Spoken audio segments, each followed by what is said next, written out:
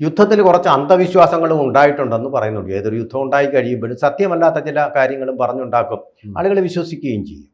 ഇവിടെ പറയുന്നത് യുദ്ധത്തിൻ്റെ തുടക്കത്തിൽ തന്നെ ഇസ്രായേൽ അവരുടെ മിസൈൽ ഉപയോഗിച്ചുകൊണ്ട് ഇറാൻ്റെ അകത്തുള്ള ഒരു സ്കൂളിലെ 125ഓളം കുട്ടികളെ കശാപ്പ് ചെയ്തു. അത് കുട്ടികളുടെ പ്രായം എല്ലാം പെൺകുട്ടികൾ, 7-നും 9-നും ഇടയ്ക്ക് പ്രായം. ഇപ്പോൾ പറഞ്ഞു കേട്ട ഒരു കാര്യം, എനിക്കറിയത്തില്ല ഇല്ലുമിനാറ്റി ഇതിനെക്കുറിച്ച് എനിക്ക് വലുതായിട്ടൊന്നും അറിവുള്ളതല്ല. അങ്ങനെ ഉള്ള അന്ധവിശ്വാസങ്ങളുടെ ഒരു ജനത, ഏറ്റവും പരിഷ്കൃത രാജ്യമായിട്ടുള്ള ഈ ടോമോഹോക്ക് മിസൈലും അതുപോലെ തന്നെ ചന്ദ്രനിലേക്ക് വീണ്ടും ഒരു പര്യടനവും നടത്തിയ അമേരിക്കയിലുണ്ടെന്നുള്ളത് ആ ഒരു ലോബി. അതായത് ഇനി ക്രിസ്തുവിൻ്റെ രാജ്യം വീണ്ടും വരും, അവൻ വീണ്ടും വരും, ആ രാജ്യത്ത് ഇനി വരണമെങ്കിൽ കുറച്ച് കുട്ടികളെ ബലികഴിക്കണം എന്ന് വിശ്വസിക്കുന്ന ഒരു ലോബിയുണ്ട്. ആ ലോബി എന്ന് പറഞ്ഞാൽ അവരുടെ ഇവാഞ്ചലിസ്റ്റ് ലോബിയാണ്. ഈ ലോബിക്ക് ഇസ്രായേലിലെ ജൂത ലോബിയുമായിട്ട് അടുത്ത ബന്ധമാണ്. കാരണം എന്തെന്നാൽ രണ്ടുപേരും വിശ്വസിക്കുന്നത് ഓൾഡ് ടെസ്റ്റമെൻറ്റിലാണ്, ന്യൂ ടെസ്റ്റമെൻറ്റിലല്ല അവർ വിശ്വസിക്കുന്നത്. അതിലെ അന്ധകാര ജടിലമായിട്ടുള്ള അതുപോലെ തന്നെ നമ്മുടെ ഇതുണ്ടല്ലോ, ഈ സൂപ്പർസ്റ്റിഷൻസിനെ കുറിച്ച് വളരെയധികം വിശ്വസിക്കുന്ന ആൾക്കാരുടെ ലോബി, അവരാകട്ടെ വലിയ സ്വാധീനമുള്ളവരും പണക്കാരുമാണ്. ആയുധ ലോബിയുമായിട്ടും വളരെ അടുപ്പമുള്ളവരാണ്. റിപ്പബ്ലിക്കൻ പാർട്ടി എപ്പോൾ അധികാരത്തിൽ വന്നാൽ ഇവരുടെ അഭിപ്രായങ്ങൾ ചോദിച്ചുകൊണ്ടാണ് നീങ്ങാറുള്ളത്. ഡെമോക്രാറ്റിക് പാർട്ടി അങ്ങനെയില്ല എന്നാണ് പറയുന്നത്. അങ്ങനെ അവരുടെ ഒരു പ്രേരണയും അതുപോലെ ജൂത ലോബിയുടെ പ്രേരണയുമാണ് ലോകത്തിലെ ഇത്രയും നാശത്തിലേക്ക് എത്തിച്ച യുദ്ധത്തിന് പിന്നിൽ എന്ന് പറയുന്നുണ്ട്. അതുപോലെ പ്രധാനപ്പെട്ട ഒരു സംശയം എനിക്കുള്ളത്, ഈ ആയുധ കച്ചവടക്കാർ ധാരാളം ഉണ്ട് അമേരിക്കയിൽ. സാറിന് അത് അറിയാൻ നല്ലപോലെ. ഈ ആയുധങ്ങൾ അവർ വെറുതെ ഇരുന്ന് കഴിഞ്ഞാൽ അവരുടെ ഈ ഇൻവെസ്റ്റ് ചെയ്ത പണം മുഴുവൻ അത് നഷ്ടമായി പോവുകയാണ്, ഡിപ്രിസിയേഷൻ സംഭവിച്ചുകൊണ്ടിരിക്കുകയാണ്. അപ്പോൾ അങ്ങനെ വരുമ്പോൾ യുദ്ധങ്ങൾ ഉണ്ടാവേണ്ടത് അവരുടെ അനിവാര്യമായിട്ടൊരു ആവശ്യമാണ്. ആ ആവശ്യത്തിന് വേണ്ടി നടത്തിയ ഒരു പ്രേരണയാലാണ് യുദ്ധം ഉണ്ടായതെന്ന് പറയുന്നു. എത്രമാത്രം സത്യസന്ധമാണ്? പെട്ടെന്നൊരു പ്രകോപനമല്ല യുദ്ധം എന്നുള്ളത് നമുക്കെല്ലാവർക്കും അറിയാം. അല്ല, തീർച്ചയായിട്ടും ഈ ആദ്യം പറഞ്ഞതിനോട് പറ്റി എനിക്ക് വലിയ വിവരമില്ല, അത് അറിയാത്ത കാര്യമാണ്. പക്ഷെ എൻ്റെ ഒരു ഒപ്പീനിയൻ, ആ സ്കൂൾ അറ്റാക്ക് ചെയ്യാനുണ്ടായ പ്രധാന കാരണം നമ്മൾ കണ്ടത് സാധാരണ ചെയ്യുന്നത് പോലെ ഈ കുട്ടികളെ ഷീൽഡാക്കി ഉപയോഗിക്കാൻ ശ്രമിച്ചു എന്നുള്ളതാണ് US പറയുന്നതായിട്ടാണ് പ്രധാനപ്പെട്ട ഔദ്യോഗികമായിട്ടുള്ള വിശദീകരണം. കാരണം അവിടെ അതിനകത്ത് ചുറ്റുപാടും ഈ കുട്ടികളെ പഠിപ്പിക്കുന്ന സ്ഥലങ്ങളുണ്ടെന്നും അങ്ങനെ എന്ത് ചെയ്ത് അതിനകത്തുള്ള ബാക്കിയുള്ള ആൾക്കാരെ US-നെതിരെ യുദ്ധം ചെയ്യുന്ന ആൾക്കാരെ അതിന്റെ ലീഡേഴ്സിനെ അറ്റാക്ക് ചെയ്യാൻ വേണ്ടി ചെയ്തതാണെന്നാണ് പറഞ്ഞത്. പക്ഷേ അത് പാളിപ്പോയി എന്നാണ് പിന്നീട് അറിയപ്പെട്ടത്.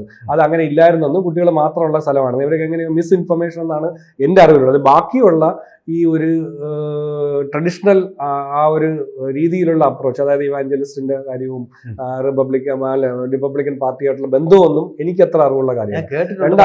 ജവഹർലാൽ നെഹ്റു ഇൻസ്റ്റിറ്റ്യൂട്ട്, ജവഹർലാൽ നെഹ്റു യൂണിവേഴ്സിറ്റി പഠിച്ച ഒരു വിദ്യാർത്ഥി തന്നെ അത് പറഞ്ഞപ്പോൾ, അവിടുത്തെ ഒരു പ്രൊഡക്റ്റായിട്ട് ഒരു അധ്യാപകൻ തന്നെ, ഒരു ഫാക്കൽറ്റി തന്നെയാണ് അദ്ദേഹം പറഞ്ഞപ്പോൾ എനിക്കത് ബോധ്യമായ ഒരു കാര്യം. കാരണം അദ്ദേഹം അങ്ങനെ കള്ളം പറയുന്ന സത്യം. പക്ഷെ എനിക്ക് അതിനെപ്പറ്റി അറിവില്ല, ഞാൻ അതിനെപ്പറ്റി പഠനം നടത്തിയിട്ടില്ല, നമ്മുടെ ഏരിയ അതല്ലാത്തതുകൊണ്ട് പഠനം നടത്തിയിട്ടില്ല. ഇനി മറ്റൊരു കാര്യം, തീർച്ചയായിട്ടും ആംസ് ആൻഡ് അമ്യൂണിഷൻസ് സെയിൽ ചെയ്യേണ്ടത് വളരെ, ഇപ്പോൾ സാർ സൂചിപ്പിച്ചത് കറക്റ്റാണ്. കാരണം ഈ ഉണ്ടാക്കുന്ന സംഗതികൾ അല്ലെങ്കിൽ ആംസ് എന്ന് പറയുന്ന സംഗതികൾ യുദ്ധം വന്നാലേ ഇത് ഉപയോഗിക്കാൻ പറ്റുള്ളൂ, ഇല്ലെങ്കിൽ ഇത് സ്റ്റോക്ക് ചെയ്യണം. ഈ സ്റ്റോക്കിംഗ് കോസ്റ്റ് തന്നെ വളരെ വലുതാണ്. ഇപ്പൊ ഒരു മിസൈല് ഉണ്ടാക്കിയത് സൂക്ഷിച്ചു വെക്കുക എന്ന് പറയുന്നത് വളരെ എക്സ്പെൻസീവ് ആണ് മിസൈൽ ഉണ്ടാക്കുന്നതിനേക്കാളും. അത് എപ്പോഴും അതിനെന്ത് ചെയ്യണം, ട്രൈ ചെയ്ത് ടെക്നോളജി എല്ലാം നമ്മൾ ചെയ്ത്, നമ്മൾ ഈ എണ്ണയിട്ടൊക്കെ വയ്ക്കുന്നൊക്കെ പറയുന്ന ആ ഒരു ഫ്രൈസിൽ നമ്മൾ അതിന് എന്താണ്, ഇപ്പം ഏത് രാജ്യത്തായാലും അതൊരു വളരെ വലിയൊരു ചലഞ്ചാണ്. അത് പിന്നീട് മറ്റൊരു കാര്യം നമ്മൾ മനസ്സിലാക്കേണ്ട, പലപ്പോഴും ആയുധങ്ങൾ പൂർണ്ണ രൂപത്തിൽ ഫൈനൽ ലെവലിലല്ല ആദ്യം ഉണ്ടാക്കാറുള്ളത്, അത് ഓർഡർ അനുസരിച്ച് മാത്രമാണ് ഉണ്ടാക്കാറുള്ളത്. ഒരുപക്ഷെ ബിസിനസ് പ്രൊമോട്ട് ചെയ്യാൻ വേണ്ടി ഇനി പ്രസിഡന്റ് ട്രംപ് ആ രീതിയിലേക്ക് അവരെ സപ്പോർട്ട് ചെയ്തതാവാം, എനിക്കതിനുള്ള തെളിവില്ല. പക്ഷെ ആ ഒരു സംഗതി ഉണ്ടാവാം. അതിൽ ആ ഒരു ആംസ് ഗവൺമെന്റ് വാങ്ങിച്ച് ഉപയോഗിക്കുമ്പം അവർക്ക് പണം എത്തുകയും അങ്ങനെ ആ ബിസിനസ് ആ ഏരിയ കുറച്ചുകൂടെ ഫ്ലറിഷ് ആവുകയൊക്കെ ചെയ്തേക്കാം. പക്ഷെ ഇതൊരു ഇറാനുമായിട്ടുള്ള യുദ്ധം നോക്കുമ്പോൾ അത്രത്തോളം ലെവലിൽ അവരതൊക്കെ ഉപയോഗിച്ചിട്ടുണ്ടോ? ഇപ്പൊ US-ന്റെ കയ്യിലുള്ള കപ്പാസിറ്റി അതിനേക്കാളൊക്കെ എത്രയോ വലുതാണ്. അത് മാത്രമാണ് ഉപയോഗിച്ചിരിക്കാൻ വഴിയുള്ളത് ഇപ്പൊ തൽക്കാലം. അല്ലാതെ ലോക്കൽ ലെവലിൽ ഇപ്പോഴും സാധാരണഗതിയിൽ US-ൽ എന്താണ് പ്രൈവറ്റ് പാർട്ടീസാണ് കൂടുതൽ പ്രൊഡ്യൂസ് ചെയ്യാറുള്ളത്, അത് ഗവൺമെന്റ് വാങ്ങിക്കാറുള്ളത്, ഗവൺമെന്റ് അത് ഉപയോഗിക്കാറുണ്ട്. പക്ഷെ ഇപ്പൊ അത്രത്തോളം ആ ലെവലിൽ അത് വാങ്ങിച്ച് ഉപയോഗിച്ചിട്ടുണ്ടോ എന്നുള്ളത് അറിയില്ല. പക്ഷെ ഇനിയൊരു സ്റ്റോക്ക് എന്താണ് ആഗ്മെന്റേഷൻ വരുമ്പം തീർച്ചയായിട്ടും ഇത് അവരിൽ നിന്ന് വാങ്ങുകയും കൂടുതൽ പണം അവരിലേക്ക് എത്തുകയും അങ്ങനെ ആ രീതിയിലുള്ള ബിസിനസ് ഫ്ലറിഷ് ആവുകയും ചെയ്തേക്കാം. അതിൽ സംശയമൊന്നുമില്ല. അതിൽ തീർച്ചയായിട്ടും ആ ആംസ് ഒക്കെ വാങ്ങിക്കുമ്പം അവരുണ്ടാക്കി വെച്ചിരിക്കുന്ന ആംസ് സർക്കാർ വാങ്ങിക്കുകയും അല്ലെങ്കിൽ അവർ സർക്കാരിന് കൊടുക്കുകയൊക്കെ ചെയ്യുമ്പം ആ പണം സർക്കാരിന്റെ പണം കുറച്ചുകൂടി ഈ ബിസിനസ്സിലേക്ക് വരികയും അവർക്ക് കൂടുതൽ പണം ഉണ്ടാവുകയും ലാഭം ഉണ്ടാക്കാൻ പറ്റും എന്നുള്ളത് സാധ്യതയില്ല. അപ്പൊ അവർ വാറ് ഇപ്പം ആംസ് ഉണ്ടാക്കുന്ന ഒരാൾക്ക് വാറുണ്ടായാൽ ഏറ്റവും നല്ലതാണ്, അയാളുടെ ബിസിനസ് കൂടും, അതിൽ സംശയമില്ല. അപ്പൊ അത്തരത്തിൽ പ്ലോട്ട് ചെയ്തതാണോ എന്നറിയില്ല. പക്ഷെ എന്നിരുന്നാൽ തന്നെ ഒരു രാജ്യത്തിന്റെ ഏതൊരു രാജ്യത്തിന്റെയും പരമാധികാരത്തിൽ നമ്മൾ മറ്റൊരു രാജ്യം ഇടപെടുകയും അത് എന്താണ് പെട്ടെന്നൊരു റീസണും ഇല്ലാതെ ഒരു റീസൺ ഉണ്ടാക്കുകയാണ് ന്യൂക്ലിയർ ആംസ് ഉണ്ടാക്കുന്നത്. അങ്ങനെയാണെങ്കിൽ അതിനേക്കാൾ കൂടുതൽ ഉണ്ടാക്കുന്നത് നോർത്ത് കൊറിയയാണ്. എന്തുകൊണ്ട് നോർത്ത് കൊറിയയിൽ ഇടപെടുന്നില്ല? ആ നോർത്ത് കൊറിയയിൽ ഇടപെടുന്നില്ല കാരണം നോർത്ത് കൊറിയയിൽ ഇടപെടാൽ ഉടൻ ചൈനയോ റഷ്യയോ സപ്പോർട്ടിന് വരുമെന്നുള്ളത് വാസ്തവമാണ്. തമാശ ഇത് പിന്നെ പാകിസ്ഥാൻ ഇതുണ്ടാക്കി വെച്ചിരിക്കുകയാണ്. അവിടെയാണ് അവരുടെ അവിടെ അറ്റാക്ക് ചെയ്യുന്നില്ല. അപ്പൊ അതുകൊണ്ട് പിന്നിൽ ശക്തിപൂർവ്വം ആളുണ്ടെന്ന് അറിഞ്ഞാൽ നമ്മൾ അറ്റാക്ക് ചെയ്യുന്നില്ല എന്നുള്ളതാണ് അതിന്റെ അർത്ഥം. അപ്പൊ എല്ലാവരും ചോദിക്കുന്നത് നോർത്ത് കൊറിയ എന്തുകൊണ്ട് അറ്റാക്ക് ചെയ്യുന്നില്ല? നോർത്ത് കൊറിയയെ നമ്മൾ അവർ പലപ്പോഴും ടെസ്റ്റ് ചെയ്യുന്നതെല്ലാം നമ്മൾ പബ്ലിക്കായിട്ട് അത് എന്തുകൊണ്ടാണ്? ചൈനയുടെ സപ്പോർട്ടാണ്. ചൈനയാണ് അവരുടെ സപ്പോർട്ട് ചെയ്തുകൊണ്ടിരിക്കുന്നത്. ഓപ്പൺ ആയിട്ടുള്ള സപ്പോർട്ടാണല്ലോ. അതിൽ ട്രെയിനിലല്ലേ ചൈനയിൽ പോകുന്നതും തിരിച്ചു വരുന്നതും ഒക്കെ. യാതൊരു സംശയമില്ല. ചൈന അപ്പൊ പിക്ചറിൽ വരും. നോർത്ത് കൊറിയയുടെ എല്ലാ സപ്പോർട്ടും ചൈനയാണല്ലോ. അപ്പൊ റഷ്യയും ഉണ്ട് സപ്പോർട്ടായിട്ടുണ്ട്. അപ്പം ഈ രണ്ട് രാജ്യങ്ങൾ അത് US നന്നായിട്ട് അറിയാം. അതൊരു ഗ്ലോബൽ വാറിലേക്ക് തന്നെ പോകുമെന്നറിയാം. പക്ഷെ ഈ ഇറാനെ സംബന്ധിച്ചോളം അവർക്ക് 2-3 ഒന്ന് ഏതെങ്കിലും ഒരു പേര്, അല്ലെങ്കിൽ ടെററിസ്റ്റ് രാജ്യം എന്നുള്ള പേര് പറയാം, അല്ലെങ്കിൽ എന്താണ് ആയുധങ്ങൾ ഉണ്ടാക്കുന്ന രാജ്യം. പക്ഷെ അതേസമയം റിസോഴ്സസ് കൂടുതലുണ്ട്. നോർത്ത് കൊറിയയിൽ ഇത്രയും റിസോഴ്സസ് ഇല്ല. അപ്പൊ ഈ രാജ്യത്തെ അറ്റാക്ക് ചെയ്ത് കൺട്രോളിലാക്കിയാൽ റിസോഴ്സസ് കൊണ്ട് അവർക്ക് വേണ്ടുന്ന രീതിയിൽ ഒരു ഭരണകൂടം വന്നാൽ തീർച്ചയായിട്ടും അവിടുത്തെ റിസോഴ്സസ് യൂസ് ചെയ്യാൻ പറ്റും. അവിടെ US സൈന്യത്തെ നിലനിർത്താൻ പറ്റും. കൂടുതൽ റിസോഴ്സസ് ഉപയോഗിച്ചുകൊണ്ട് അവരുടെ സ്വന്തം രാജ്യത്തെ പരിപോഷിക്കാൻ പറ്റും. ഇതൊക്കെയാണ് ഉദ്ദേശം. മൈറ്റ് ഈസ് റൈറ്റ് എന്ന് പറയുന്ന പോലെ ദുർബലനായ ആളിന് നേരെ ഈ വലിയ വീരസ്യം കാണിക്കുക, അല്ലാത്തവന്റെ അവിടെ പേടിച്ചു കൊടുക്കുക. ഇതാണ് ലോകം. ഇത് നമ്മൾ ഈ പഴയ ചിന്തയെന്ന് പറഞ്ഞിട്ടൊന്നും യാതൊരു കാര്യമില്ല. മൈറ്റ് അവർക്കുള്ള ഉദ്ദേശം ഇത്രയേ ഉള്ളൂ.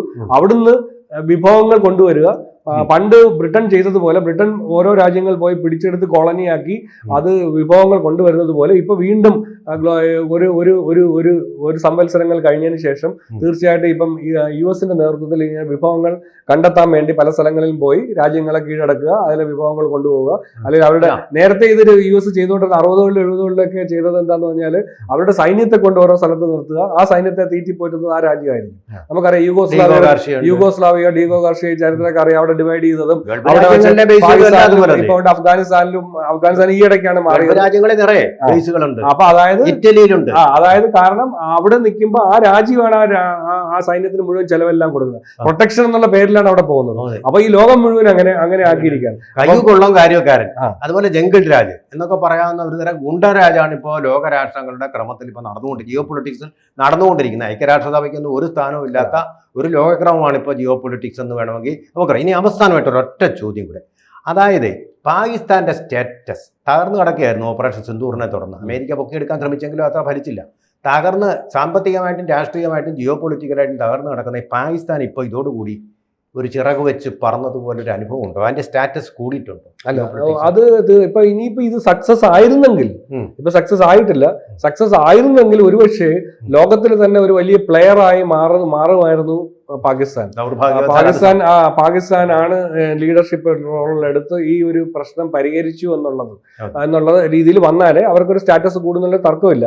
പക്ഷെ അത് എത്രത്തോളം ആഭ്യന്തര വിപണിയിലും ആഭ്യന്തര സമ്പദ് വ്യവസ്ഥയിലും ഉപയോഗം ചെയ്യുന്നുള്ളത് നമുക്ക് കണ്ടു തന്നെ അറിയണം. കാരണം അവരുടെ നമ്മളെക്കാളും മൂല്യശോഷണം അവരുടെ കറൻസിക്ക് വന്നുകൊണ്ടിരിക്കുകയാണ്. അവരുടെ ആഭ്യന്തരമായിട്ടുള്ള ഇൻവെസ്റ്റ്മെന്റുകൾ വളരെ കുറവാണ്. ഇൻഫ്ലേഷൻ, പണപ്പെരുപ്പം കൂടിക്കൊണ്ടിരിക്കുകയാണ് ആഭ്യന്തരമായിട്ടുള്ളത്. അപ്പൊ ഇത്തരത്തിലുള്ള സമയത്ത് ഇത് വിജയിച്ചെങ്കിൽ ഒരുപക്ഷെ ചിലപ്പം US കുറെ ഇൻവെസ്റ്റ്മെന്റുകളോ അല്ലെ മറ്റ് രാജ്യങ്ങളോ ഒക്കെ ആയിട്ട് ഒരു കിങ് മേക്കറായി മാറുമായിരുന്നു പാകിസ്ഥാൻ എന്നുള്ളതിൽ തർക്കമില്ല. പക്ഷെ അൺഫോർച്ചുനേറ്റ്ലി അത് ഫെയിലായി. പക്ഷെ ഇനിയും അത് തുടരും. അവർ തന്നെയാണ് തുടർന്ന് അവർ അങ്ങോട്ട് വളരെ വളരെ വളരെ എന്തൂസിയാസ്റ്റിക് ആയിരുന്നു പാകിസ്ഥാൻ ഇതിൽ ഇടപെട്ട് നമ്മളെല്ലാം കണ്ടതാണ് ബോഡി ലാംഗ്വേജ്. അവൾ മാത്രമല്ല ഇറാൻകാർ വന്നിട്ട് സുരക്ഷിതമായിട്ട് തിരിച്ചുപോയി. ഇസ്രായേലിന്റെ ഒരു മിസൈലും അവരെ അറ്റാക്ക് ചെയ്യാൻ പറ്റില്ല. അതെ, അത് ഒരു പക്ഷേ ഈ ചർച്ച ആയതുകൊണ്ട് ഇസ്രായേലിന്റെയും അങ്ങനെ പ്രസിഡന്റ് ട്രംപിന്റെ നേതൃത്വത്തിൽ ഒരു ടൈം ചെയ്ത് നിർത്തിക്കൊണ്ടായിരിക്കും ഈ ചർച്ച നടത്തിയത്. അല്ലെങ്കിൽ ഇത് ചിലപ്പോൾ ഒരുപക്ഷെ ലോകരാജ്യങ്ങളെല്ലാം ചിലപ്പോൾ വഹിച്ചത് പ്രധാനമന്ത്രിയോ പ്രസിഡന്റോ അല്ല, അവിടുത്തെ ഫീൽഡ് മാർഷൽ അസീം മുനീറിനെ അവരുടെ ഒരു ഗൂഢയായിട്ട് തന്നെ ഉപയോഗിച്ചുകൊണ്ടിരിക്കുക എന്നുള്ളതാണ്.